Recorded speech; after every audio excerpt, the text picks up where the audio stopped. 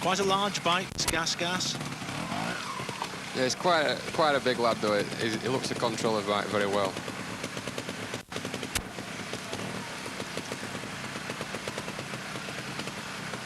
They can choose whichever route they take around this. It's a sort of figure of 8. Any advantage in either particular way, John? No, I think the way that Joan went that time was the correct way. 4:37.07 then. A big score with 80 to add makes 5:57.07. 2 riders then to qualify for the final, and it's Ian Needham's turn to see if he can get through. This 15-year-old from Long Eaton. I suppose he was the favourite really for the heat, but he's lying in second place, just half a second behind Dougie Lampkin as he starts this second round. But that was beautifully over the tyres, which again he managed perfectly well first time round, and he's managed those sleepers well as well. He's very determined and he's very quick over the ground. Yeah, he looks like he means business this time. I would think he'll want to win his heat to get a good position in the final. Speed in the heat determines the starting position in the final. It's always best to go towards the end. You know what you've got to beat.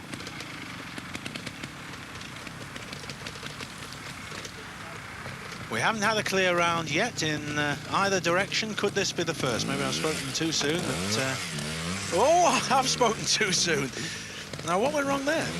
He just lost control there. I think Sam again was a little bit lapsadaisical there.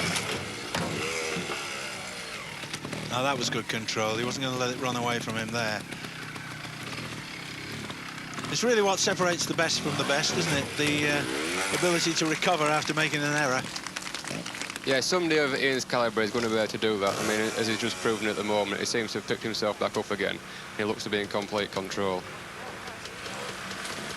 20 seconds to add to this to set the target for Dougie Lampkin, who will be the last to go.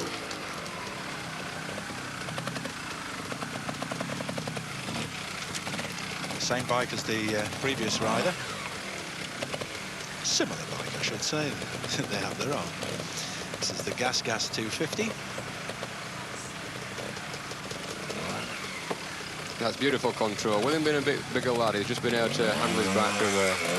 And he's quick as well. That's a very good time. 4:16.61 plus 20. 4:36.61. That's the target. That's what Dougie Lampkin has to beat.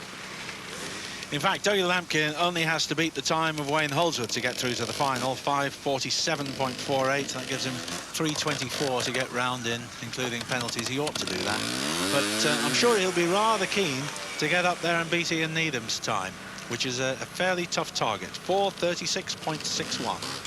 And knowing Dougie won't be happy to settle for second place. Well, he won't be happy about coming off the sleeper jump either. He cleaned it first time. 20 to add. But when you go last in your heat, it sometimes helps you because you're able to watch the other riders. But on the other hand, it can put you under a lot of pressure. It did 2 years ago, I think it was, when he was unlucky enough not to win his heat. Yeah, I know he's still losing sleep over that. Or his final, I should say. Kicking himself permanently.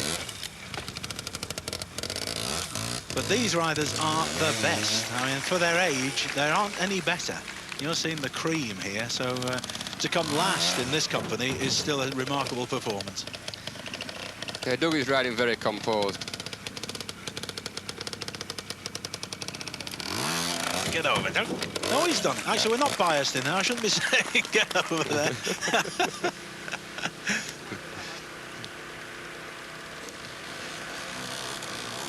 He's doing well. 20 seconds to add. He could win this.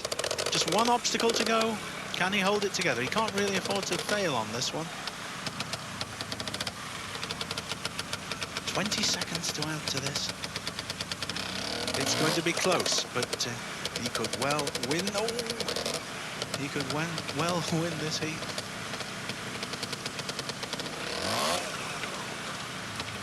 And he's going the long way out there, wisely. Oh, it's going to be so close. 20 seconds to add. And he's just done it. A second and a quarter to spare. Dougie Lampkin wins the heat. Ian Needham is second. Confirmation then of the result. That's a wonderful competition. Dougie Lampkin 4:35.23, Ian Needham 4:36.61. They're 1 and 2. They go into the final. But good performances too from Wayne Holdsworth, Ewan Knight and Lee Sargent. So with just 1 1/4 seconds separating first and second in this quest for the Autoglass trophy for Kickstart, you couldn't have a competition much tighter than that. And this is the obstacle that's caused most of the problems. Every single rider in the heat failed this sleeper jump in one direction or the other. Looks pretty simple, doesn't it? But I'm sure I'd even fall off it if I walked over it. Well, can we get a clear round, you think, in Heat 2? Well, we might. We've got a tremendous lineup. We've got Andrew Johnson, who won the Pro-Am Kickstart a couple of years ago. We've got Graham Jarvis, who's won the British A-Class Championship this year. And we've got yet another Lampkin. Make sure you don't miss the next Heat of Kickstart.